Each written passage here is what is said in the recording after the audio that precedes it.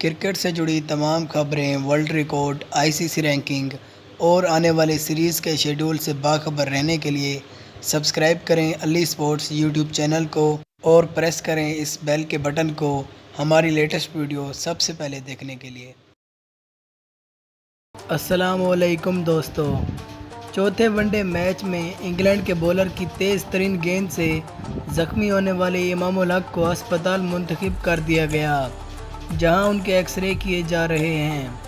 نوٹنگھم میں جاری میچ میں امام الحق 12 گیندوں پر 3 رنز بنا کر پچ پر موجود تھے کہ برطانوی بولر مارک ووڈ کی ایک تیز گیند امام الحق کی کونی پر لگ گئی، جس سے وہ تڑپ اٹھے اور گراؤنڈ میں ہی لیٹ گئے۔ پاکستانی ڈاکٹرز کی ٹیم انہیں ابتدائی امداد کے لیے گراؤنڈ میں آئی اور پھر ان کی تکلیف دیکھ کر انہیں ساتھ پویلین لے گئی۔ ذرائع کے مطابق امام الحق کو شدید تکلیف کے عالم میں ہسپتال منتقل کر لیا گیا ہے، جہاں ان کے ایکس رے کیے جا رہے ہیں۔ کسی بھی حکام کے مطابق ایکس رے رپورٹس ملنے کے بعد یہ فیصلہ کیا جائے گا کیا امام الحق ورلڈ کپ میں شرکت کر پائیں گے یا نہیں۔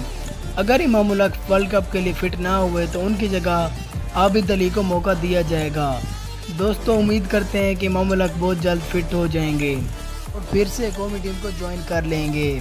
دوستو، مجھے امید ہے کہ یہ ویڈیو آپ کو پسند آئی ہوگی۔ اگر پسند آئی ہو تو ایسی مزید اچھی ویڈیوز کے لیے ہمارے اس چینل کو ضرور سبسکرائب کریں۔ اللہ حافظ۔